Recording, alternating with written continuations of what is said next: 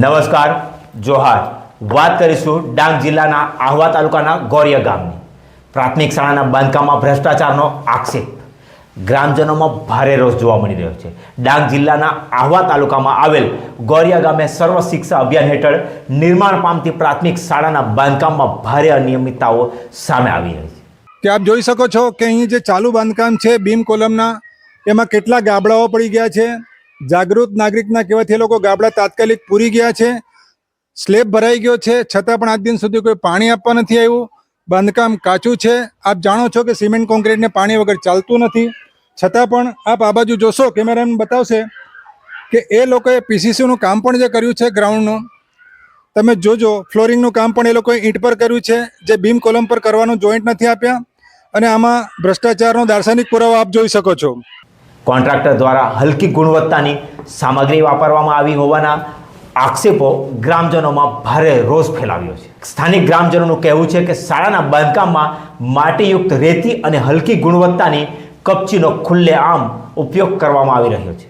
કે જે પ્રાથમિક સ્કૂલના જે આ રૂમો બનાવવામાં આવે છે, એમાં જે વ્હાઇટ ડોટ્સના જે કપચીના પ્રમાણો છે એ આપ જોઈ શકો છો મારા હાથમાં, કે આ વ્હાઇટ ડોટવાળો પથ્થર સાવ કાચો પથ્થર છે.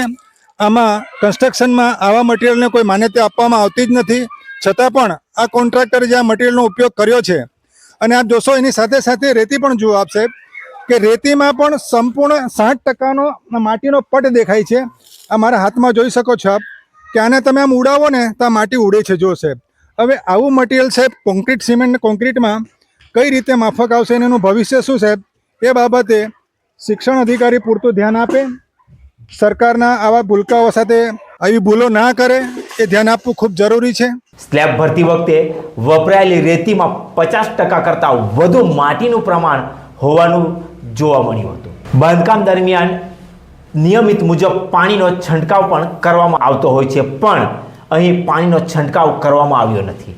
ગ્રામજનો જણાવે છે કે સ્લેબ ખોલ્યા બાદ તરત જ સળિયા દેખાય એવા ગાબડા પણ પડી ગયા હતા, જેનાથી બાંધકામની ગુણવત્તા સામે ગંભીર સવાલો ઊભા થયા છે. વાત કરવાનો પ્રયત્ન કરી. રમણભાઈ, આપના ગામમાં જે સ્કૂલ બને છે, આજે કોન્ક્રીટની સ્કૂલ બને છે, સિમેન્ટ કોન્ક્રીટ વાળી પાકા અને મટીરિયલની સ્કૂલ બને છે, એ બાબતે આપને શું લાગ્યું ને શું કહેવા માંગો છો આપ?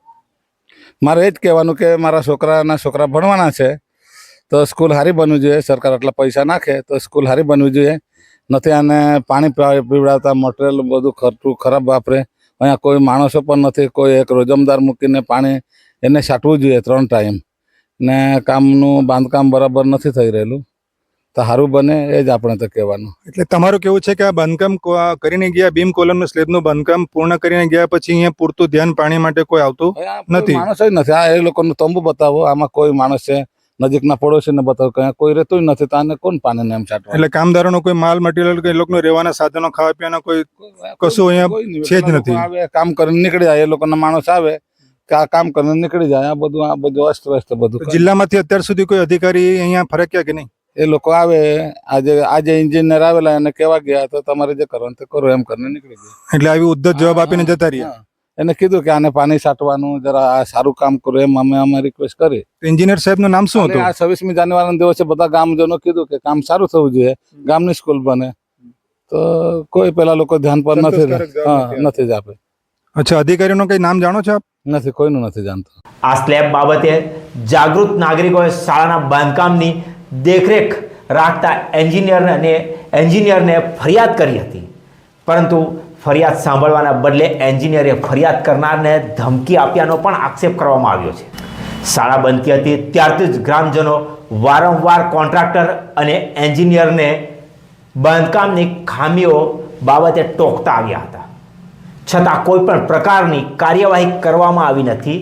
અધિકારીઓની બેદરકારી અને કોન્ટ્રાક્ટરની મનમાનીથી ગ્રામજનોમાં ભારે રોષ જોવા મળી રહ્યો હતો અને અસંતોષ પણ ફેલાયો છે.